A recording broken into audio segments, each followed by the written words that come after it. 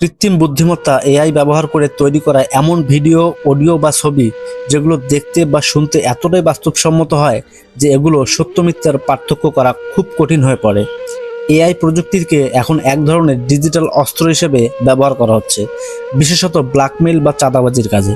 এই প্রক্রিয়ায় অপরাধীরা সামাজিক যোগাযোগ মাধ্যম বা অনলাইন প্ল্যাটফর্ম থেকে কাউকে টার্গেট করে, নির্দিষ্ট ব্যক্তির মুখ, গলার স্বর বা শারীরিক ভঙ্গি ব্যবহার করে এমন একটি ভিডিও তৈরি করা হয় যেখানে তাকে আপত্তিকর বা বিতর্কিত পরিস্থিতিতে দেখানো হয়।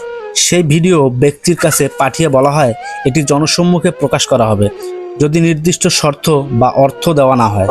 এতে ব্যক্তির মানসিক স্বাস্থ্য বিপর্যয় হয়, সামাজিক ও পারিবারিক জীবনে চরম সমস্যা দেখা দেয়। কেউ কেউ ভয় পেয়ে আত্মহত্যার মতো চরম সিদ্ধান্ত নিতে পারেন। এআই ভিডিওতে নিজের মুখ দেখে মানুষ আতঙ্কিত হয়ে পড়ে। সমাজ বা পরিবার এই ব্যক্তি সম্পর্কে ভুল ধারণা পোষণ করতে পারে।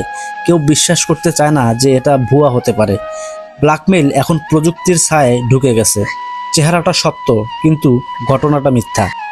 আমরা এখন এমন এক যুগে আছি যেখানে বিশ্বাসটাই সবচেয়ে ঝুঁকিপূর্ণ হয়ে গেছে। মানুষ যা দেখছে সেটাই সত্য ধরে নিচ্ছে, যদিও সেটা পুরোপুরি প্রযুক্তির কারসাজি। যখন নিজের মুখ দেখা যায় এক ভুয়া পরিস্থিতিতে, তখন মানসিক ভাঙনটা ভয়ঙ্কর হয়। এই প্রযুক্তি এখন কিছু অসাধু ব্যক্তির অস্ত্র।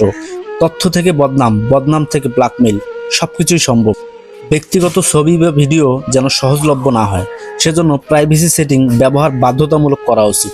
ভিকটিমদের সাহস দিয়ে আইনগত সাহায্য নিতে উৎসাহিত করতে হবে।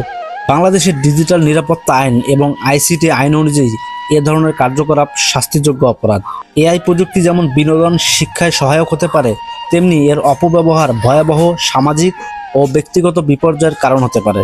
তাই প্রযুক্তি উন্নয়নের সঙ্গে সঙ্গে আমাদের সচেতনতা, আইন প্রয়োগ এবং প্রযুক্তিগত প্রতিরোধ ক্ষমতা বাড়ানো অত্যন্ত জরুরি।